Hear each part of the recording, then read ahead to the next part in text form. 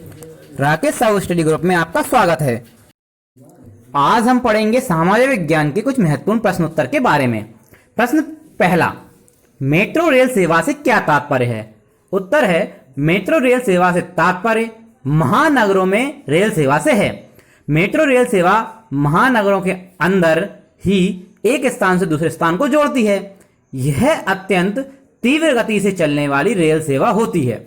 इसके कारण अन्य किसी भी प्रकार का परिवहन बाधित नहीं होता है। यह केवल मानव को एक स्थान से दूसरे स्थान तक पहुंचाती है। इसका प्रयोग वस्तुओं एवं सामान के परिवहन में नहीं होता है, जैसे दिल्ली की मेट्रो रेल सेवा। अगला प्रश्न है, आंतरिक जल परिवहन की प्रमुख बाधाएं कौन कौन सी हैं? उत्तर, आंतरिक जल परिवहन की प्रमुख बाधाएं निम्नलिखित हैं। पहला है नदियों में बाढ़ आना।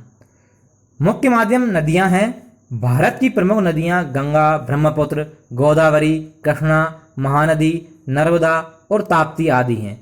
इन नदियों में वर्षा काल में अक्सर बाढ़ आ जाती है। बाढ़ के कारण नदियों का जलस्तर खतरे के निशान से ऊपर हो जाता है। इस कारण आंतरिक जल परिवहन में बाधा आती है। दूसरा कारण है नदियों का सूखना। ग्रीष्म ऋतु में अधिकतर नदियां सूख जाती हैं। इस कारण आंतरिक जल परिवहन में बाधा उत्पन्न होती है। तीसरा है नदियों व नहरों में संभावित दूरी से कम दूरी होना। भारत की प्रमुख नदियों के 3700 किलोमीटर की दूरी यांत्रिक नौकाओं के योग्य है, लेकिन मात्र 2000 किलोमीटर का ही उपयोग किया जाता है।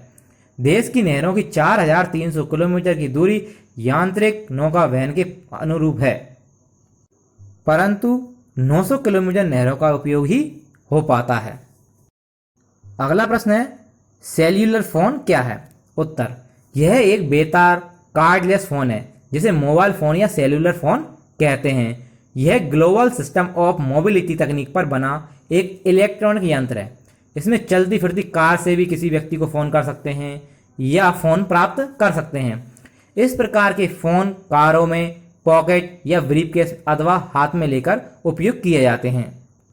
इस प्रकार के फ़ोन से राहगीर देश विदेश में कहीं भी बात कर सकते हैं। ये फ़ोन पुलिस, डॉक्टरों एवं व्यापारियों के द्वारा बड़े पैमाने पर उपयोग में लाए जाते हैं। अगला प्रश्न है, इंटरनेट से क्या तात्पर्य है? उत्तर, इंटरनेट इंटरनेशनल नेटवर्क का संक्षिप्त नाम है। इस सेवा से कोई भी व्यक्ति घर बैठे देश विदेश की प्रत्येक घटना को देख सकता है, सुन सकता है व संपर्क कर सकता है। इस सेवा से विश्व भर के लाखों कंप्यूटर सूचना केंद्रों से प्राप्त सूचनाओं व आंकड़ों को अपनी भाषा में सरलता से प्राप्त कर सकते हैं। अगला प्रश्न है, भारतीय दूरदर्शन सेवा का वर्णन कीजिए। भारत में दूरदर्शन सेवा का नियमित प्रसारण 1965 से प्रारंभ हुआ।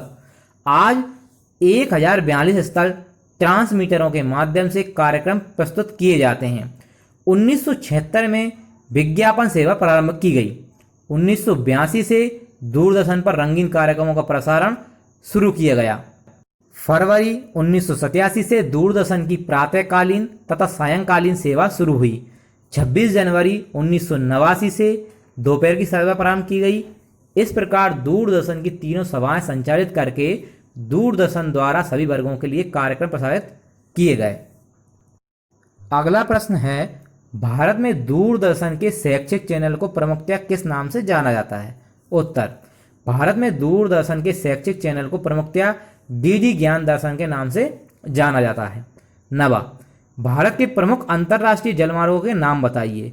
उत्तर है सिंगापुर मार्ग, ऑस्ट्रेलिया मार्ग, स्वेज मार्ग, उत्तमाशा अंतरिप मार्ग। ये 4 प्रकार के हैं।